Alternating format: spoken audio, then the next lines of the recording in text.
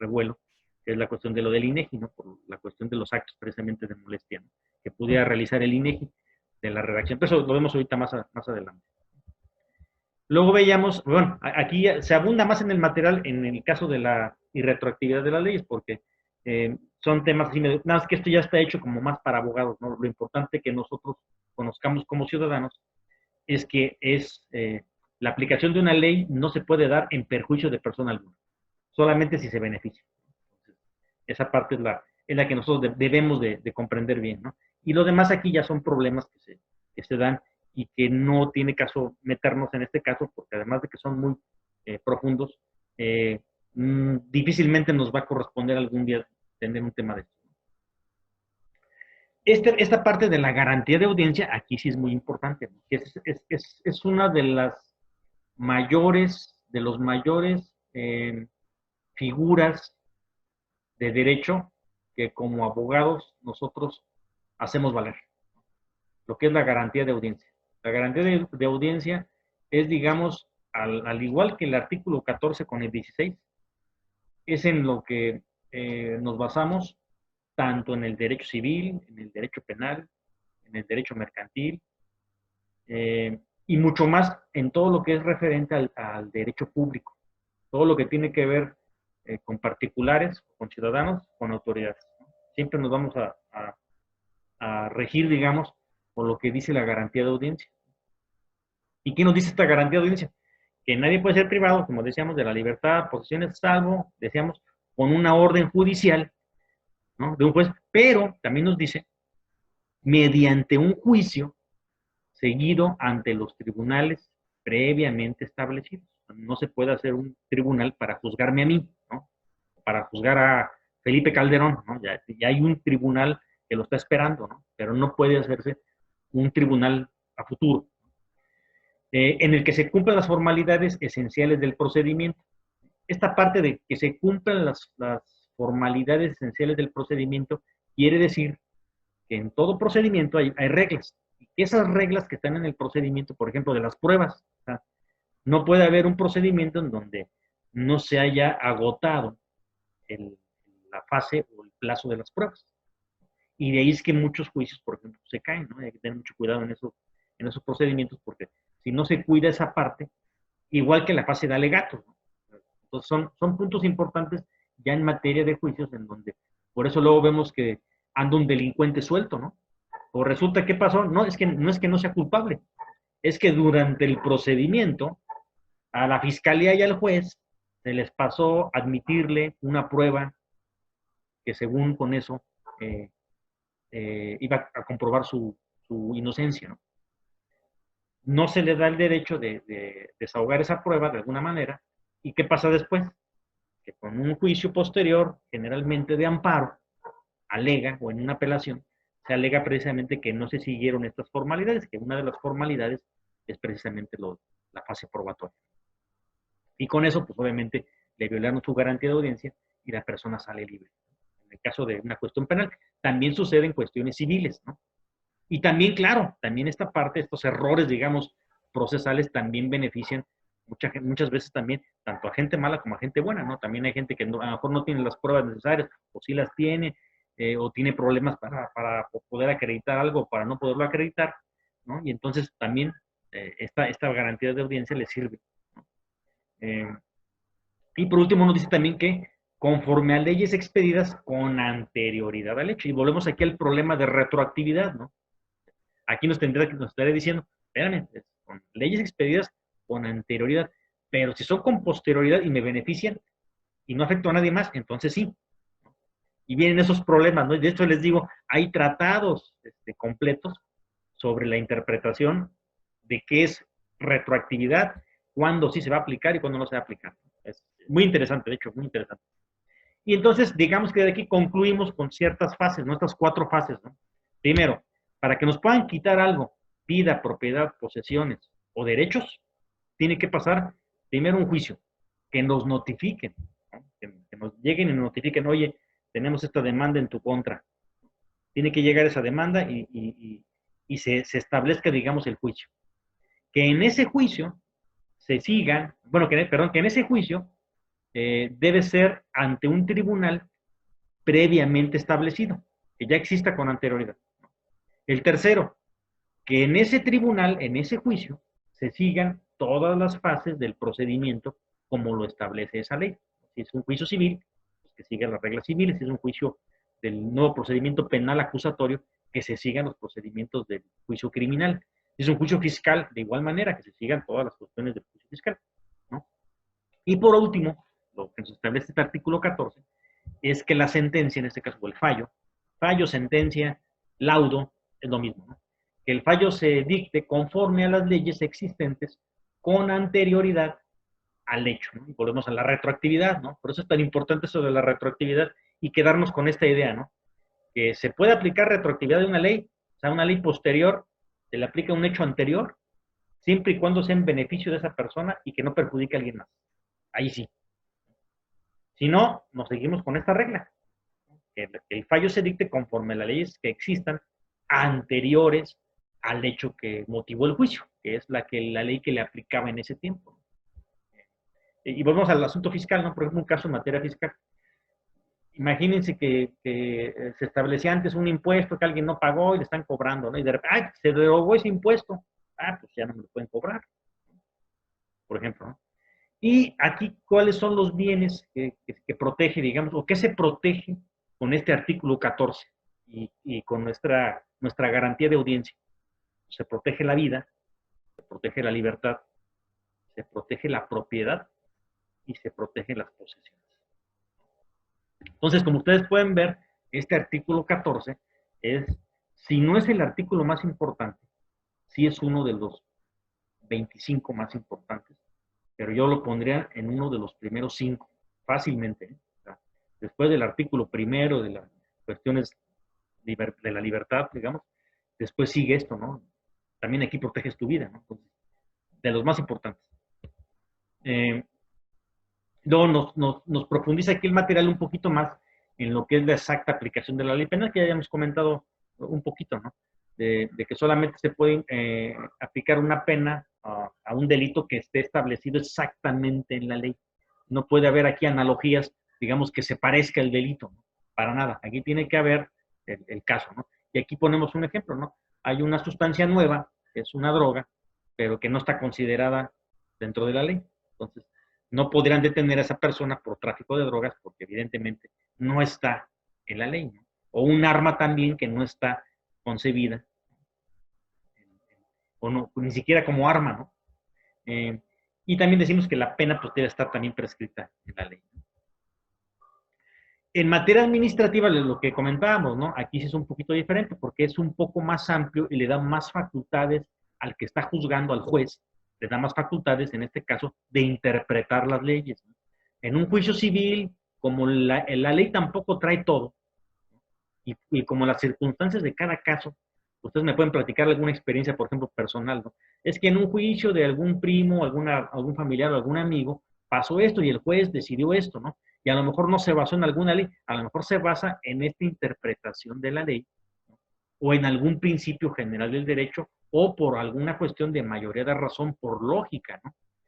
Son muchas veces con las que se dictan estas sentencias, especialmente en materia civil, en materia de contratos, en materia de propiedad, en materia de herencias, por ejemplo. Esto es muy común, ¿no? Donde sí hay resoluciones en donde, a falta de ley, el juez integra la ley y la toma, obviamente, de principios jurídicos, ¿no? De principios de mayoría de razón, de lógica, de justicia, de equidad. Y también decimos que esto también es base para los juicios constitucionales en materia fiscal y de comercio exterior. O sea, todo esto, todas estas cuestiones del artículo 14 son importantes, por ejemplo, cuando hay una desposesión, ¿no? Por ejemplo, en cuestiones de aduanas, ¿no? Viene uno de Estados Unidos con sus cosas y de repente te quitan algo, ¿no? Y te lo quita porque dice, no, ¿sabes qué? Esto yo considero que este bien no entra en tu franquicia porque, etcétera, etcétera, ¿no? Y le dices, no, espérame, pues claro que sí entra, y aquí entra la interpretación. Y ellos, no, pero es que es una cámara digital, es una cámara como tal. No, pero esa cámara yo no la conozco. Sí, pero es una cámara y entra en la franquicia. No, pues si no te la quitamos. Y ahí vienen los problemas, ¿no? Pero sí digamos que esto sí sirve, este artículo 14, aunque ya es más, como les digo, no se aplica generalmente en la primera etapa de un juicio, pero sí se puede alegar desde el principio de un juicio o ante la misma autoridad. Bueno, eso fue lo que es el artículo 14, les digo, uno de los más importantes. Aquí nos podemos quedar con la idea de que es el ¿Dónde? artículo que protege nuestra vida, nuestra propiedad, nuestros bienes, nuestras posesiones y nuestros derechos, y que no nos lo pueden quitar nada de lo que estamos hablando, si no es mediante un juicio que se siga ante un tribunal previamente establecido, y entonces si se siguen las reglas de un juicio, las reglas esenciales de un procedimiento, y que se dicte una sentencia conforme a la ley o conforme a los principios generales de derecho. En materia penal es de estricto derecho, es decir, exactamente tiene que haber pena solamente si está en la ley. Y en materia civil sí puede haber alguien, o en materia administrativa o fiscal de otras materias, sí pudiera haber alguna interpretación que no estuviera tanto en la ley. Entonces, digamos que son las generalidades del artículo 14, ¿verdad? Ahora vamos a ver al artículo 16, que está ahorita más en moda, ¿no? También es un artículo que nos habla de la seguridad jurídica y nos habla también de la garantía de legalidad. Además de las cuestiones de audiencia, también aquí nos maneja ya algo un poco más, que ustedes lo van a notar, ¿no? Porque seguramente los han escuchado mucho más. Los conceptos de fundar y motivar. No sé si eso les traiga algo a la mente, donde digan, donde un acto de una autoridad tiene que estar basado en un artículo de la ley o en varios artículos de la ley, y además tienen que explicarnos por qué es que está mal. Digamos, desde la propia multa que te pone el policía de tránsito, ¿sí? Llega y te estacionaste mal, te tiene que decir en el documento en donde impone la infracción, debe de decirte qué artículo del reglamento de tránsito se violó por haber estacionado en una zona prohibida, en una escuela, en una puerta, etcétera, etcétera, cualquier lugar. Y te tiene que decir también cómo es que se dio cuenta. Ya ahorita toman hasta fotografía, ¿no? Y te la ponen ahí, la anexan ahí al archivo, por si acaso, ¿no? Se toma fotografía, dónde estabas estacionado. ¿Para qué? Porque son las garantías que tú tienes. Tú tienes el derecho a que te digan qué es lo que hiciste mal y por qué lo hiciste mal, para que tú tengas la posibilidad de defenderte. Entonces decimos que, dice esta garantía, la persona está a salvo de todo acto de mera afectación a su esfera de derecho, que sea arbitrario, que no esté basado en una norma legal y que sea contrario a un precepto. Para nosotros estamos a salvo por este artículo. Adelante, Jorge. Ese es bajo el principio de la presunción de inocencia, ¿no? El principio de inocencia más bien es de otro, del procedimiento penal. Eh, y Ok. viene relacionado con el artículo, más bien con el 14. En el 14 estamos hablando de la privación de la libertad. Ahí es donde sí entendemos en el 14 que una persona es inocente hasta que sea, o que les ha probado su culpabilidad, ¿no? Pero se presume, digamos, inocente. Y eso viene más ya desarrollado en lo que es el procedimiento penal, ahora el procedimiento penal acusatorio. Cuando hablamos del artículo 16, a diferencia del 14, en este artículo 16 hablamos de actos de afectación a nuestra esfera, a nuestros bienes, también propiedades, pero solo afectación. Aquí no nos quitan ese derecho, ni nos quitan, no nos, digamos, no nos priva. Aquí son actos de molestia. El acto de molestia es que te pare el policía y te ponga tu infracción. Ahí no te privaron de ningún derecho, ahí siempre fue la molestia de pararte, ¿no? Ese es otro tipo de actos. Aquí en el 16, digamos, como tal, no estamos hablando de ese procedimiento, de ese juicio que se va a seguir. Estamos hablando de algo que se tiene que cumplir en ese procedimiento que se va a seguir conforme al 14. Entonces, por eso es que decimos aquí que aquí es de manera más general, y este va muy relacionado con los actos de molestia administrativos.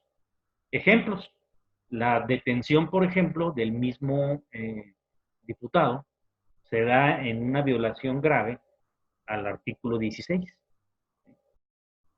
no al artículo probablemente como 14, porque el 14 implica que te privan de tu libertad, pero en una cuestión penal, ¿no? Hubo un delito. En este caso, a él lo privaron, bueno, lo arrestaron, digamos, no por un delito que haya cometido, sino por unas faltas administrativas que según los policías estaba ahí realizando él al ir a preguntar o pedir información sobre unos compañeros, ¿no? Entonces ahí fue una cuestión del 16, no del 14. Entonces, adelante. ¿Ya? Okay. Bueno, el artículo 16 dice, nadie puede ser molestado en su persona, familia, domicilio, papeles o posesiones, sino en virtud de mandamiento escrito de la autoridad competente que funde y motive, esa es la parte importante, ¿no? Que funde, es decir, que diga en qué artículo se está basando y motive, que nos diga las razones por las que está aplicando ese artículo y la causa, y obviamente eso sería la causa legal del procedimiento. O sea, tiene que haber un acto fundado, un acto donde hay alguna razón por la que nos van a molestar en nuestra persona, familia, domicilio, papeles o posesiones, que es la cuestión que platicábamos al principio de la reunión, ¿no? Y ahorita lo platicamos más a fondo, ¿no? Lo que está pasando con esta redacción medio desafortunada del comunicado del presidente del partido, ¿no? A ver, el INEGI podrá entrar, ¿no? Dice, entrar, hijo, complicado. ¿Cómo vas a entrar a un domicilio, ¿no? Si nada más la Constitución nos dice que puedes entrar, pero bueno, conforme a una orden de un juez o por una autoridad competente y en donde estamos revisando cuestiones importantes, ¿no? A nadie le interesa saber de qué color tienes tus calzones o de qué color tienes, o cuántas televisiones tienes, ¿no? No estamos. Yo imagino que obviamente la redacción, como decíamos, era otra, ¿no? Ahí se equivocaron en la redacción, espero que sea así, y si no es así, dijo, ahí sí ya no tenemos salida, pero eso ahorita lo comentamos, ¿no? Luego nos dice el artículo, en los juicios y procedimientos seguidos en forma de juicio, es decir, ustedes saben que hay juicios como un juicio civil, de un juicio, por ejemplo, de alimentos, ¿no? Donde demandan a una persona los alimentos. Hay juicios, por ejemplo, donde un inquilino no paga la renta, pero también hay procedimientos que se siguen como juicios, pero que no los lleva un juez, sino que los lleva una autoridad, ¿no? Como puede ser un procedimiento para imposición de una multa, ¿no? Que se siga a manera de juicio porque llega, por ejemplo, Cofepris y te dice que tú no puedes vender de esos cigarros, porque están prohibidos, y te levantan un acta y donde te dan un plazo para que tú te defiendas, ofrezcas pruebas, alegues, y al final te pongan una resolución donde te establezcan una multa o te cierren tu negocio, ¿no? Etcétera. Ese es un procedimiento seguido a materia de juicio. O sea, en esos también nos protege el artículo 16. O sea, todos esos actos de donde deriven esas afectaciones a nuestros bienes, posesiones, papeles, todo eso, tiene que seguir estas reglas y tiene que estar fundado y motivado. Eso es el principio de legalidad, ¿sí?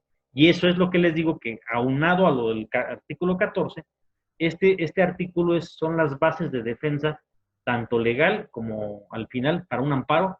Estos son los artículos que de cajón nosotros siempre estamos estableciendo, más algunos otros que en su caso se estén afectando, ¿no?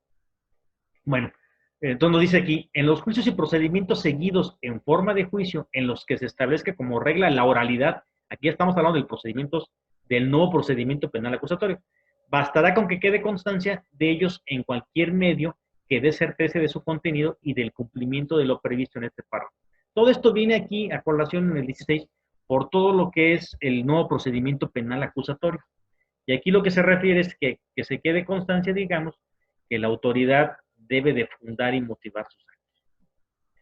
Luego nos dice, no podrá librarse orden de aprehensión, sino por la autoridad judicial y sin que preceda denuncia o querella de un hecho que la ley señale como delito, sancionado con pena privativa de libertad y que obren datos que aparezcan que se ha cometido ese hecho y que exista la probabilidad de que el indiciado lo cometió o participó en su comisión. Este artículo se reformó ya cuando entró en vigor el nuevo procedimiento penal. Antes lo que decía, hablaba de dos conceptos, ¿no? De probable responsabilidad, o sea, hablaba de que se acredite el cuerpo del delito y probable responsabilidad, ya no lo dice, ya se modificó para adecuarse, digamos, al nuevo procedimiento penal.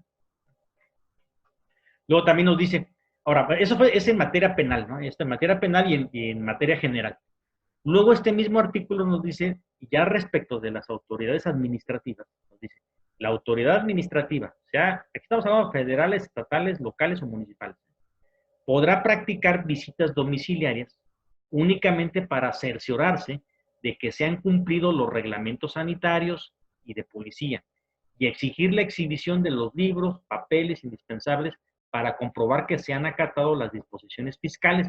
Aquí estamos hablando de dos cosas, tanto las inspecciones administrativas, tanto también como auditorías, que es las facultades del SAT, ¿no? Que nos dice, reglamentos sanitarios, libros y papeles indispensables para comprobar que se han acatado las disposiciones fiscales, impuestos, sujetándose en estos casos a las leyes respectivas y a las formalidades prescritas para los cateos. Ahora, ¿cuáles son estas facultades prescritas para los cateos?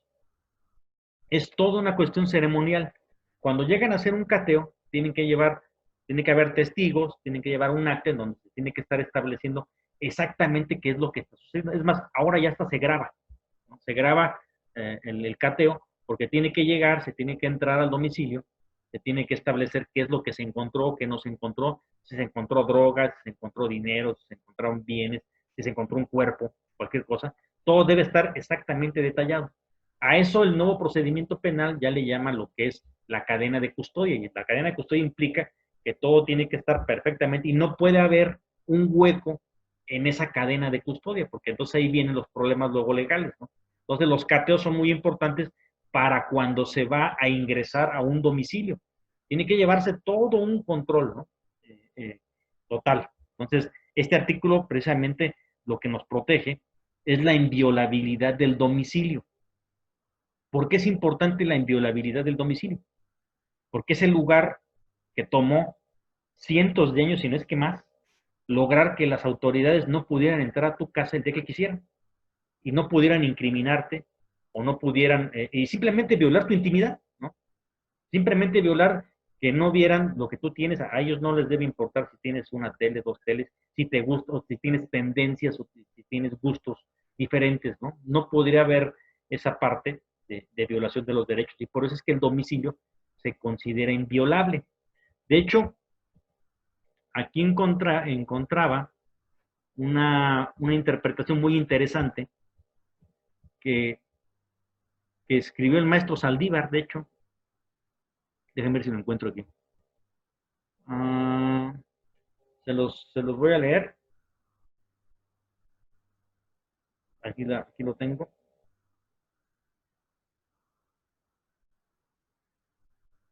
Dice, fíjense bien. Respecto del domicilio. Dice que se determinó que la inviolabilidad del domicilio es un derecho fundamental que impide que se efectúe ninguna entrada y registro en el domicilio, salvo que se actualice. ¿Si me escuchan todavía? Sí, ¿verdad?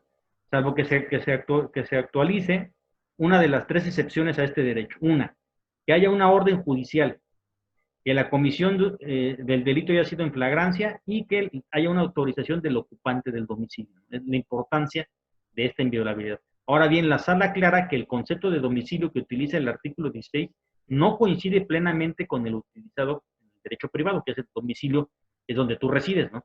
Aquí lo hacen mucho más amplio y dicen, sino que debe entenderse de modo amplio y flexible, ya que se trata de defender los ámbitos en los que se desarrolla la vida privada de las personas, debiendo interpretarse de conformidad con el segundo párrafo del artículo primero de la Constitución, a la luz de los principios que tienden a extender al máximo la protección a la dignidad y a la intimidad de la persona, ya que en el domicilio se concreta la posibilidad de cada individuo de erigir ámbitos privados que excluyen la observación de los demás y de las autoridades del Estado.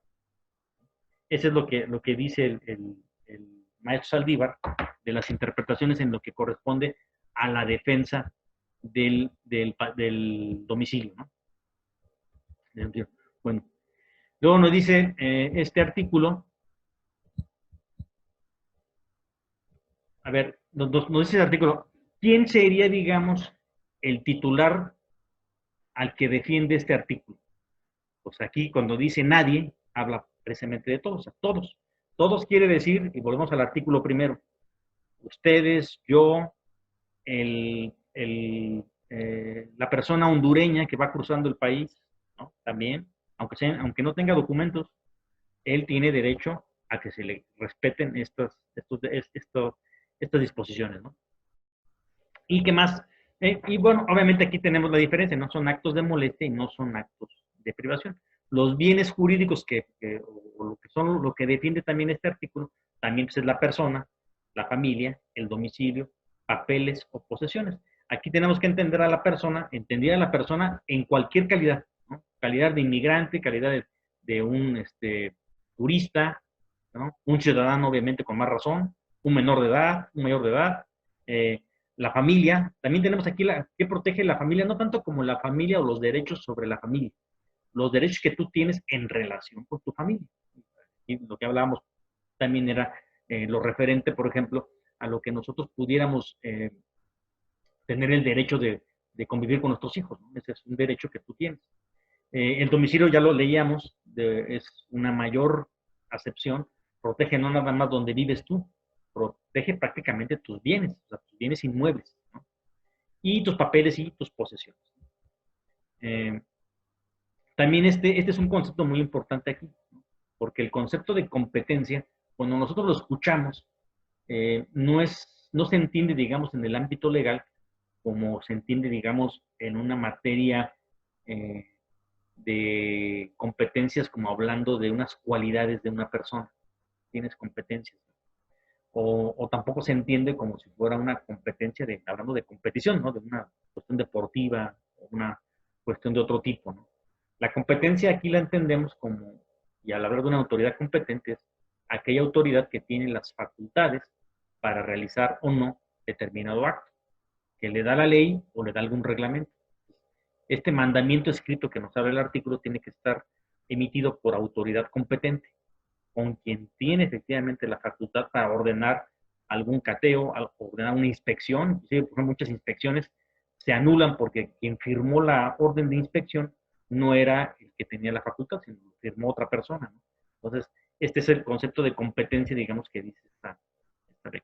Y aquí abondando un poco en lo que es la garantía de legalidad y hablando de lo que era fundar y motivar, es precisamente lo que les comentaba, ¿no? O sea, todo acto que realice la autoridad debe de estar fundado y motivado. Por ejemplo, en el caso del diputado, cuando lo arrestan, ahí le tuvieron que haber dicho, cuando van a levantar el acta del arresto, deben de haber establecido los artículos que en su mente el diputado violó para haberlo detenido y después dar las razones por las que el actuar de él, digamos, actualizó los supuestos de los artículos que dicen se violentaron, ¿no? En las versiones que tenemos es, él llega, pregunta y de repente le dicen que se haga hacia atrás y ahí empieza el forcejeo, ¿no? Entonces ahí no habría manera de poder fundar ni motivar su arresto en esa versión. Yo oí por ahí por la mañana en alguna entrevista los policías, obviamente, como siempre, ¿no? Diciendo otra cosa, igual los políticos, ¿no? Y al presidente del PAN del Estado ahí inventando cosas y poniendo palabras que no dijo el diputado, ¿no? Estaba diciendo algo así como de el diputado fue ahí a ostentarse, ¿no? Como diputado y como charoleando, ¿no? Una cosa así tan rara, ¿no? Pero bueno, otras cuestiones ajenas, ¿no? Y después ya hablamos aquí de reformas, digamos, relativas precisamente al procedimiento penal acusatorio, ¿no? Y hablando de las cuestiones del cateo que ya comentamos, y las órdenes obviamente de detención son por autoridad judicial, salvo que sean flagrancia, ¿no? Y prácticamente apenas nos alcanzó el tiempo, pero ya vimos estos dos artículos 14 y 16. No sé si quieran comentar algo. Adelante. Yo, Valde. Adelante, Arturo. ¿Qué tal? Buenas tardes.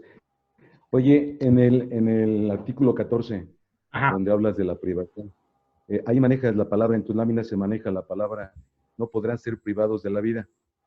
Dentro de la Constitución mexicana no existe el derecho de pena de muerte. Ahí, ¿por qué pusiste no se podrá ser privado de la vida? Es que fíjate que prácticamente así dice el artículo. Y acuérdate que estos artículos, aunque se redactaron en 1917, prácticamente, pues en aquellas épocas todavía se mataba, ¿no?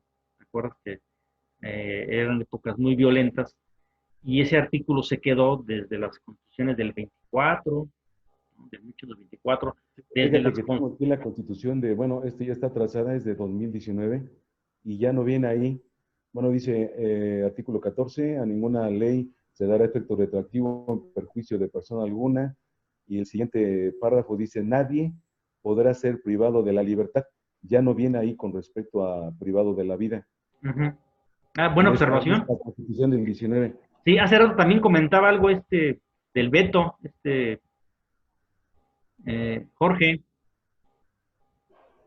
Sí, Ok, sí, sí, cierto. efectivamente, sí, mira, sí, sí, cierto, aquí dice nadie sabe de persona alguna.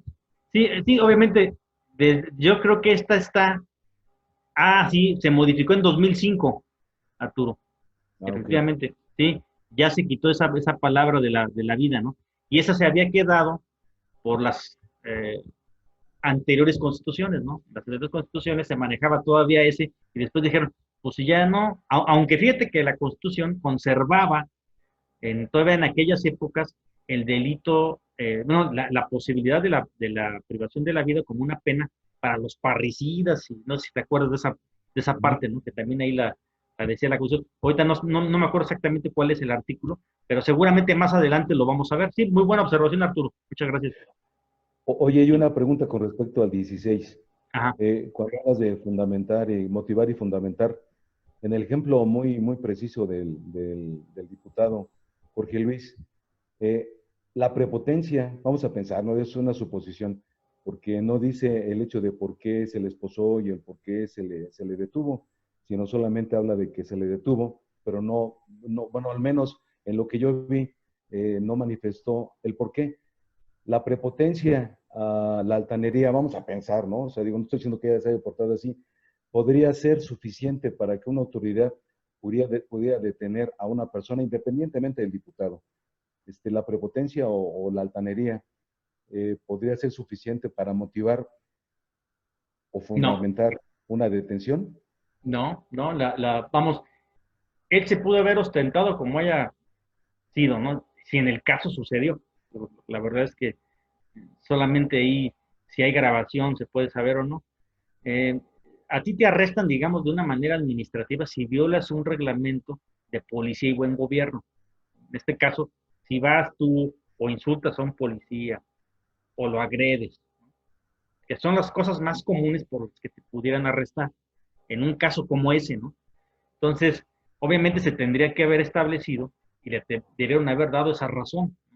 Aquí al parecer, digo, no tenemos conocimiento más que de las declaraciones que hizo él y de lo que ha salido a la luz, ¿no? Pero en realidad no pudiera ser una falta administrativa el portarte prepotente, ¿no? Salvo que el acto de prepotencia no implique también que tú hayas ofendido al policía. Ahí sí, el hecho de agredir verbalmente a un policía sí te implica las posibilidades de que te pongan un arresto. Pero el simple hecho de portarme prepotente, digamos, yo soy diputado y vengo, yo no veo cómo Y eso es suponer nada más. Sí, claro, no, digamos que esa es su posición, ¿no? Pero en realidad digamos que esa es una justificación inmoral que puede decir alguien, es que llegó y se puso prepotente.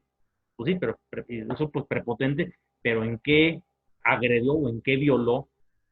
Yo no creo que el reglamento diga si alguien se porta prepotente, ¿no? Creo que tendríamos que irnos a algún acto en específico, ¿no? ¿Qué fue lo que hizo? Ahí no hay de otra, ¿no? Simple y sencillamente, si alguien se pone agresivo, pues cuando lo someten.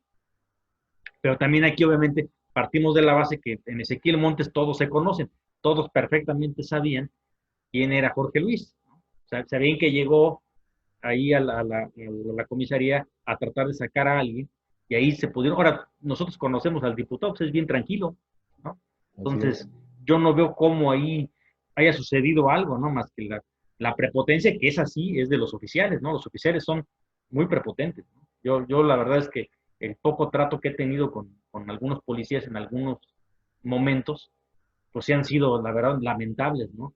En el caso aquí en Querétaro, la Guardia Municipal, pues tiene fama de violadores de derechos humanos, eh, un día sí y otro también. Entonces, no Ujú. sé, habría que ver, ¿no? Y ojalá que ahorita nos acompañe el diputado y nos explique cómo estuvo todo, ¿verdad? Ok, sí, vale, gracias. Vale, ¿qué más tenemos? Y si no empezamos con algunos temas que tengo aquí. ¿sí? Si quieren empezamos. Fíjense que este tema, voy a ver si lo puedo poner aquí. Aquí, Valdemar. Oliver, dime. Buenas tardes, Silvia Monter. Silvia, perdón. Sí, Silvia. Dime, Silvia. Valdemar, una pregunta aquí. Me queda mucha confusión el hecho de que dice que para que te aprendan tiene que haber una denuncia previa. Y dice también que es un mandato por escrito de autoridad competente, ahí efectivamente, que funde y motive la causa legal del procedimiento. O sea, pueden ir a tu domicilio y decir, fulana de tal, bueno, pues por tal motivo aquí tenemos una orden de aprehensión, ¿no? Ajá. Y entonces, bueno, te pueden llevar a comisaría a aprender y encarcelarte, pues no sé. Mi pregunta son dos. Una, ahora con esto que sucede de violencia intrafamiliar, si hay una denuncia por teléfono, no creo o no debe haber por la rapidez de atender la denuncia, no hay un mandato por escrito y entonces no pueden llegar y bastar la denuncia que se haga para que se lleven detenida a la persona. Bueno, aquí en este caso opera otra figura diferente. Cuando está sucediendo, digamos, un delito en ese momento, por ejemplo, generalmente en una violencia intrafamiliar, hay dos cosas. Hay una retención, además de golpes o tal vez violencia física o verbal, también hay una retención de la persona, el propio domicilio. Ahí lo que sucede es que se aplica la figura de la flagrancia. La flagrancia es una figura en donde se dice que se retiene o se detiene o se hace la aprehensión. En el caso de un delito, en este caso estaríamos hablando del delito de violencia intrafamiliar. Aquí estamos hablando de que se realizaría en flagrancia. O sea, la detención sería inmediatamente después de haber cometido el hecho delictivo. Y ahí bastaría para entrar al domicilio que la persona afectada dé el permiso para que entre la policía y detengan, digamos, aquí en este caso, a la persona que cometió el delito de privación, en su caso privación y en su caso también de violencia intrafamiliar. Pero sería en base en eso, a lo que es la flagrancia. Bueno, o sea, como quien dice, como lo entendemos, con las manos en la masa. Así es, o sea, ahí no podrían esperarse a ir por una orden porque además ahí lo tienen. Entonces, lo que hace, ahí cambia la obligación. Ahí la obligación de la autoridad, en este caso policíaca o administrativa, es poner al individuo en manos o en, digamos, a disposición de la fiscalía para especializada en delitos contra la familia. Bueno, entonces sería detenida la persona.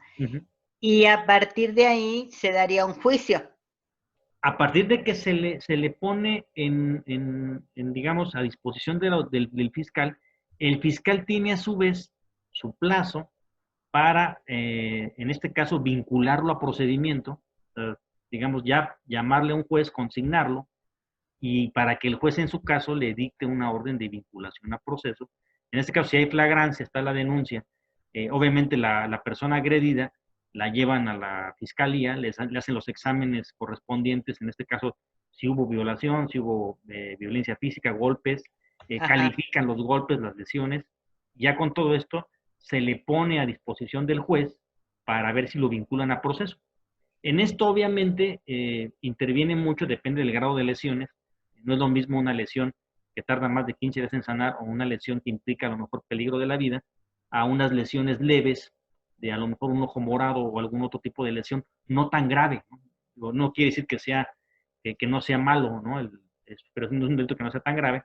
Entonces ya, por ejemplo, ya podría ser que esa persona, si hizo unas lesiones muy graves o graves, ya ni siquiera pueda salir, sino inmediatamente se le vincula a proceso y se remite ya con el juez para una prisión preventiva y en su momento una prisión si es que se le condena. Total, si es que obviamente no no amerita o no tiene derecho a fianza, ¿no? Que es con la que pudiera salir, que es en muchos de los casos, ¿no? Ya. Ujú. Bueno, ok, sí, te lo agradezco. No, de nada, para servirle. ¿Sí? ¿Alguien más? Si no, empezamos aquí con algún tema.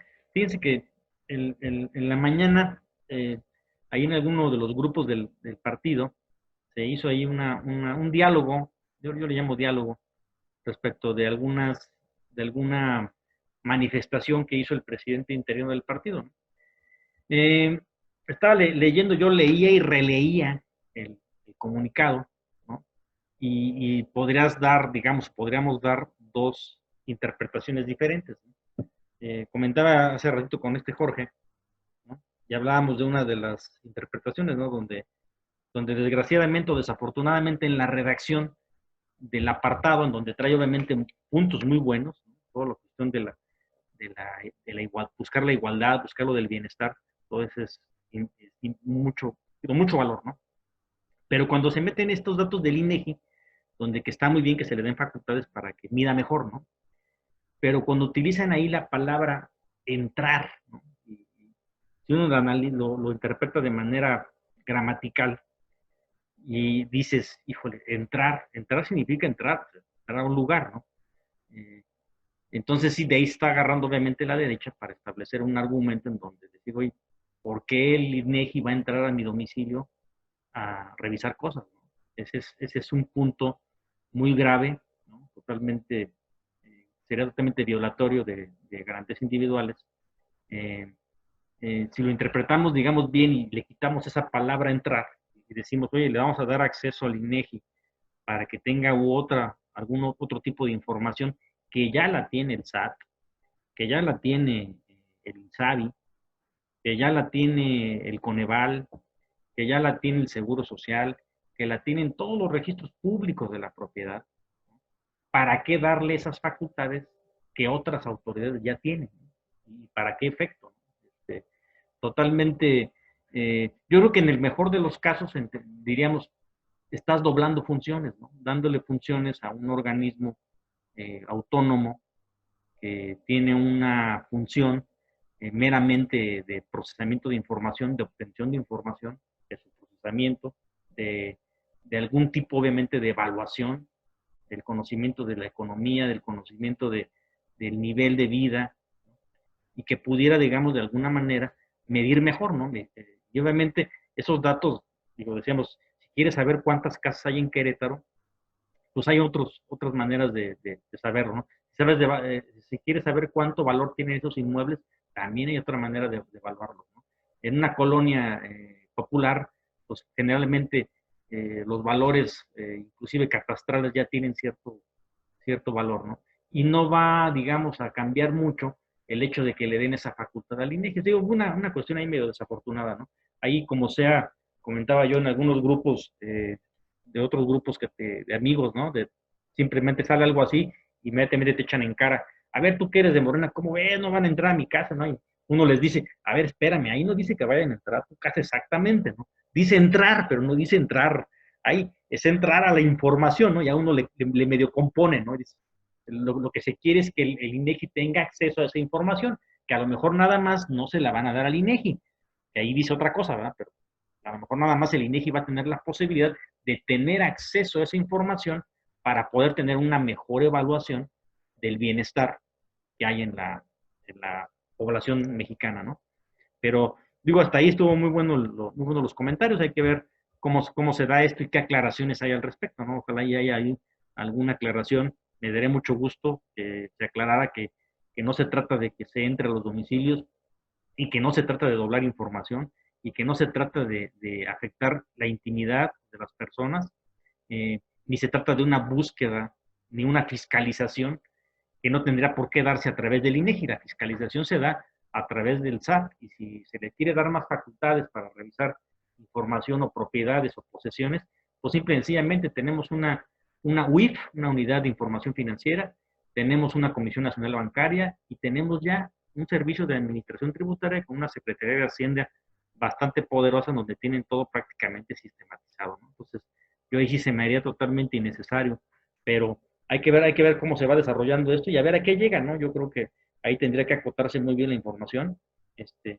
pero ahora sí que esperemos aquí alguna nota, digamos, importante. ¿Alguien más que quiera comentar algo? Sí, Valdeoís, Hola, con hola. respecto. Sí, perdón. Sí, Adelante, no tengo encendido mi cámara, pero el audio sí, espero me escuche adelante, bien. adelante. Bueno, Daniela, gracias por esta apertura. Ándale. Bueno, en general sí creo que sí fue muy desatinado el comunicado y es de alguna manera sí preocupante pues que se esté comunicando de esta forma, ¿no? Ujú. Porque sí trae consecuencias, efectivamente, si ya vemos de por sí en las redes que a cada ratito tenemos que salir a defender fake news, comentarios desatinados, y busquen cualquier espacio para entrar a desinformar a las personas, ¿no? Por ejemplo, en estos temas de la contingencia y que todos se van contra el doctor Gatell, pues hay enorme cantidad de desinformación. Y con esto, pues sí, otra vez hay que salir como a defender nuestro proyecto y todo. Aquí lo que veo más preocupante, pues aún así, es como la división muy marcada también de pensamiento o de concepción dentro del partido, ¿no? Sí. Sí, efectivamente, yo hoy estuve viendo los chats y veía ahí como, ya se me acabó el tiempo, pero bueno, No, ya adelante. para rápido, es que estamos muy divididos en cómo estamos recibiendo esa información, cómo la defendemos y que no podemos ponernos de acuerdo en cuanto a esa situación. Ese es mi comentario. Gracias. Sí, claro, sí, muchas gracias. Y efectivamente estamos de acuerdo, ¿no? Híjole, pues ojalá y pudiera haber ahí algo. Hay que ver qué pasa después, hay que ver si ojalá y nos puedan comunicar, aclarar esa intención, ¿no? Claro, sí. Ahora, ¿hay tiempo para hablar? ¿Para que Sí, pueda seguir adelante, participando? sí, mientras nadie más levante la mano, Bueno, adelante. ok, yo tuve la oportunidad de estar en este censo como encuestadora en el censo pues de este año, hace unos meses, ¿no? Ajá. Y la verdad es que yo percaté que había mucho desorden en la estructura de organización del INEGI.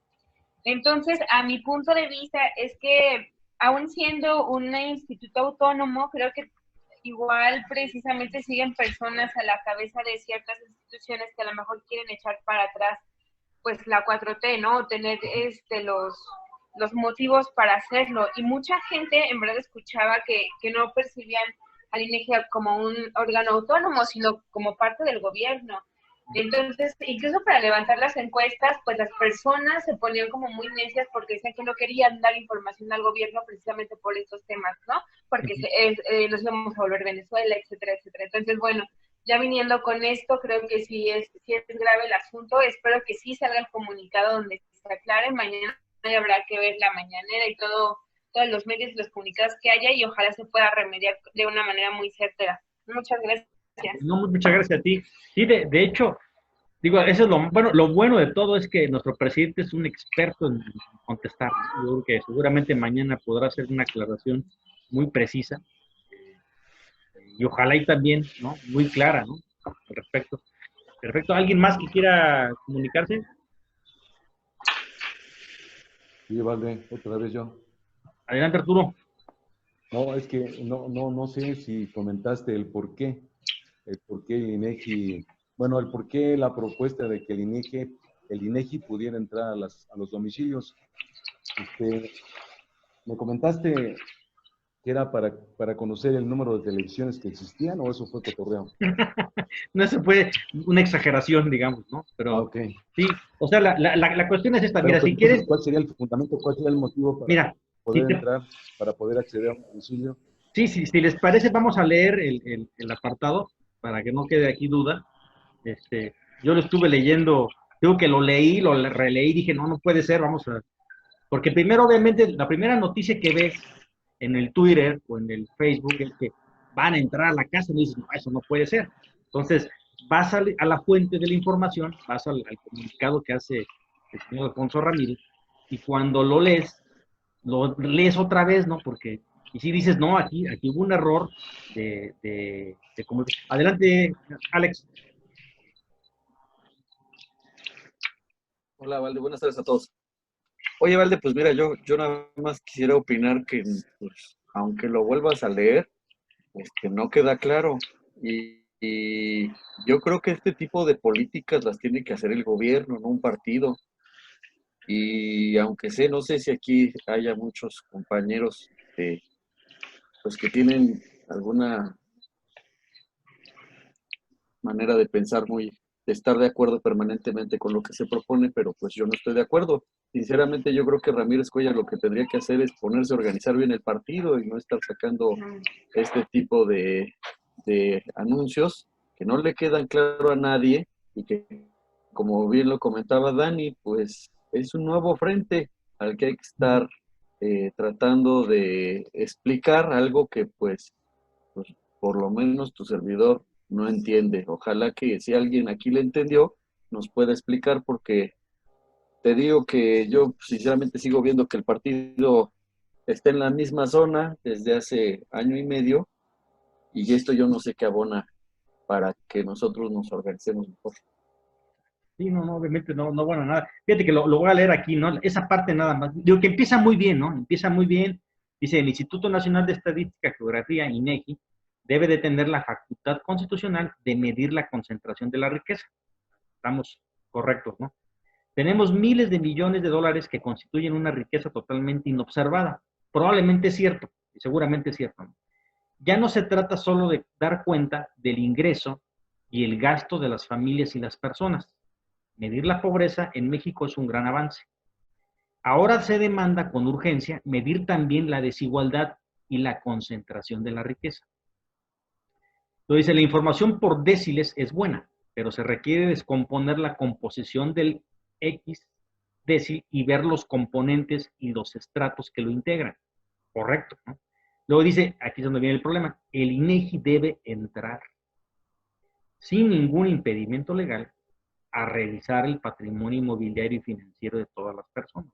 Y aquí es donde se viene el problema, ¿no? Se habla de entrar a revisar el patrimonio inmobiliario, vas a revisar las casas, o te estás refiriendo, vas a revisar dónde están, pues ya tienes acceso. O sea, si querías decir que ibas a revisar lo que había en el registro público de la propiedad, eso ya es público, eso no tienes que hacer una modificación legal.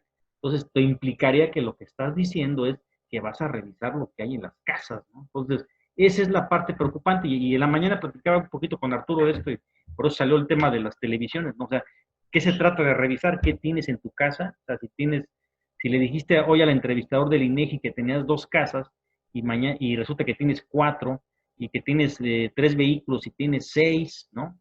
Entonces, muy complicado, muy complicado. No sé si alguien más quiera agregar algo. Ivette, te veo con ganas. Sí, quiero participar. Bueno, Adelante. quiero comentar algo, pero no sé qué tanto puedo. Pues es que, bueno, como decía el compañero, Alex se llama, creo que es algo que no le compete al partido. Yo, en lo personal, siempre critico, o cuando entré a este grupo les decía, ¿no? De repente queremos gobernar y no tenemos ni la mínima idea de lo que hablamos, ¿no? En la secretaría en donde yo estoy, por ejemplo, cuando nos piden información del INEGI, se hacen pues una serie de cláusulas, o sea, les dicen, a ver, espérate, te piden cierta información, ¿no? Y dices, sí, pero, o sea, estás violentando este derecho, este derecho, este derecho, y no te puedo dar más que esta información, ¿no? Entonces, yo creo que es muy desatinado, pues hacer como este tipo de comunicados, porque al final no saben cómo funcionan las secretarías, y en vez de beneficiar, bueno, yo no le veo el beneficio de nada, ¿verdad? Porque como decía Alex, no nos sirve en nada, pues para organizarnos, o para salir, o para, no sé, no le veo función para el partido. A menos que me diga, alguien me pueda explicar, pues en qué nos beneficia al partido, ¿no? Y poder, pues reproducirlo y sacarle provecho. pero sí creo que es muy desatinado, ¿no? Porque si ya de por sí el INEGI en las secretarías tiene muchos, o bueno, por lo menos en seguridad, tiene muchas trabas, pues poniéndola así, pues como que no. Ese es mi comentario, ¿no? Creo que es muy desatinado. Adelante, Natalie. Hola, buenas noches a todos. Bueno, ya son tardes, por acá ya son noches. Gracias, Waldemar, por tu explicación. A mí me gustaría ver si a lo mejor lo que yo tenga que decir pudiera un poco abonar en este sentido. Yo entiendo que precisamente el comunicado fue en sentido de una propuesta. Y si nosotros olvidamos que Morena se ha conformado como un movimiento, entonces creo que sí tendría valor que como movimiento expresara el sentir de quienes integran este movimiento. A lo mejor en este caso la propuesta no fue acertada. Primero, porque pues es un momento político donde el gobierno no tiene la confianza de la mayoría de la población, ¿no? El partido también está en un proceso en el que todavía está ganando la confianza de la gente, como para venir con una propuesta, pues, radical, porque es una propuesta radical. O sea, a lo mejor entendería yo que la propuesta de que el INEGI, que es el órgano, además, que debiera de ser ciertamente autónomo, no parte del gobierno, sino autónomo, que pudiera conocer precisamente a otro nivel el estado de bienestar de las personas, no con un afán de auditar, ni con un afán de imponer un impuesto, o de cobrarles, o de acusarlos, ¿no? Sino más bien de conocer el bienestar de las personas. Yo creo que así fue planteado. Creo que no fue el momento adecuado, creo que tampoco no fue planteado de la manera adecuada, pero no por eso pensaría yo que esté equivocado Morena en plantear, porque finalmente son propuestas, no es como, ya, vamos a hacer una reforma a la ley, no, es una propuesta, ¿no? Y sí creo que el partido pudiera precisamente, tiene esta posibilidad de plantear estas propuestas, especialmente considerado como un movimiento que así está concebido, ¿no? Como un partido movimiento.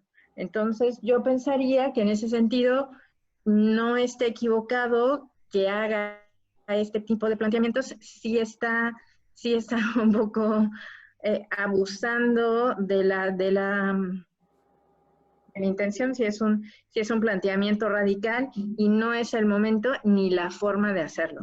Pero que eso no sea una razón para pensar que Morena no tiene por qué hacer ningún tipo de propuestas en este sentido. Nada más. Sí, de hecho, recordemos que Ramírez Cuellar, él es diputado y ahorita está, digamos, en el partido, pero él tiene el cargo de elección popular de diputado. Y sí, obviamente los partidos también tienen la oportunidad de presentar propuestas, ¿no? Y obviamente la propuesta se tendría que presentar de una manera formal ante la Cámara de Diputados en su momento, pero será cuestión de eso. Inclusive ya de eso nos puede platicar un poquito, que ya llegó el diputado Jorge Luis Montes, y ahorita le damos la bienvenida. Nada más vamos a terminar el tema rapidísimo, y Esther, y luego Jorge, y luego le damos la voz al diputado. ¿Vale? Adelante, Esther. 2 minutos. Sí, mira, dos preguntas o dos temas, a ver ustedes qué saben. A mí me llegó un documento donde están citando a una reunión extraordinaria de sesión para mañana, día 19. Está firmada por Ángel Valderas. Entonces, eso es una. Y están también mandándonos un comunicado del Instituto de Formación Política, donde nos dicen que hay que empezar a convocar, a hacer los comités en defensa de la 4T. Si se fijan, pareciera ser que se pone ya en marcha el trabajo de Morena. Entonces, ¿ustedes qué saben al respecto y si me pueden orientar? Porque, por ejemplo, para la reunión de mañana, yo quisiera solicitar que se hiciera un pronunciamiento por parte del comité en torno a los maestros que están cesados en Querétaro. Este tema sigue siendo muy, muy, muy grave y tenemos que hacer algo. Bueno, la cuestión del aviso yo no tenía idea. Creo que es una sesión del Consejo Estatal. Entonces, creo que más bien es sesión de consejeros y creo que van a abrirla para que tenga acceso a la gente. La verdad no conozco yo de eso.